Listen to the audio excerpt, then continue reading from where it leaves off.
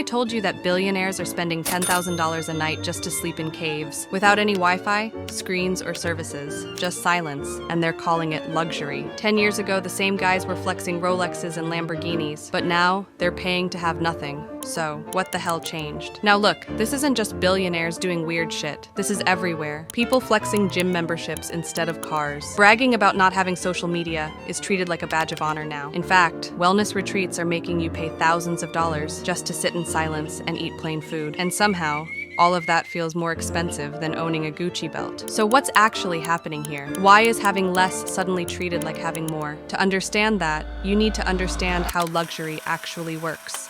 Now look, luxury has always been the same thing. It's basically whatever you can't easily get. You see, back in the 1700s, sugar was a luxury, and most people couldn't afford it. Hence, it was rare and expensive. Same case in the 1900s. Cars were a luxury, because most people usually walked or took horses. And in the 1980s, gold chains, Rolex watches, big logos, those things were still hard to get. But here's the thing. Luxury was never about the thing itself. It was about the scarcity. If everyone has it, it's not a luxury anymore. It's normal. That's the rule. But here's the problem. What happens when the thing that used to be scarce stops being scarce?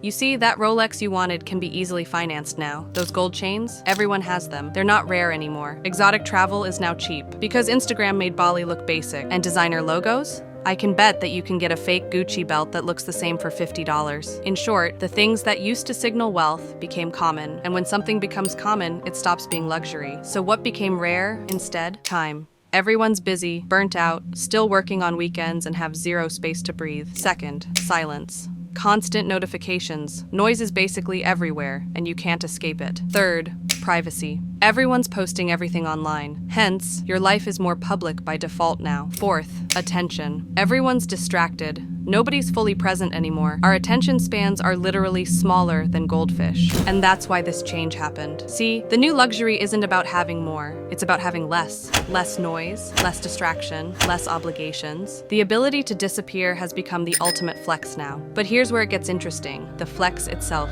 changed.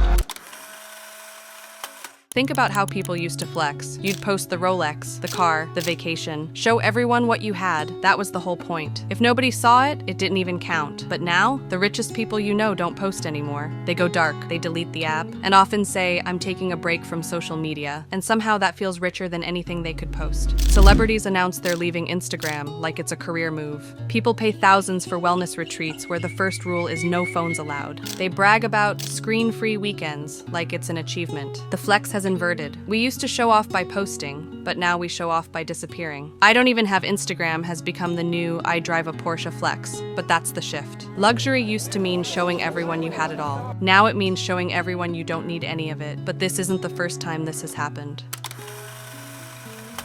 This pattern repeats every generation. The 1980s was the era of excess. Gold chains, flashy cars, fat stacks of cash. More was simply more. Think Scarface or Wall Street. The whole vibe was show me the money. Then the 2000s brought the logomania. Gucci belts were everywhere. Louis Vuitton bags, big Supreme drops. The flex was simple. If it didn't have a logo, it didn't matter. But by the 2010s, that changed too. Stealth wealth became the next flex. Think about minimalism. No logos, clean lines. Suddenly, the richest people stopped trying to look rich. And now, the 2020s. It's wellness, time, peace, digital detoxes. Luxury became invisible. Every 10 to 20 years, what's scarce changes and luxury follows. It's not random, it's a cycle. Here's the thing though, none of this is real. Luxury isn't real, it's just a story we tell ourselves about what we can't have. In the 1700s, people killed each other over sugar. Today, you throw it away. In the 1980s, people saved for years to buy a Rolex. Today, it can be bought with a monthly payment. And in 20 years, that cave retreat billionaires are paying $10,000 for, it'll probably be normal, commodified and cheap too, because that's the cycle. What's scarce becomes abundant. And what's abundant becomes worthless. But the only thing that never changes is the chase itself. So the next time you're about to buy something because it feels like luxury, just ask yourself one question. Am I buying scarcity or am I buying the illusion of it?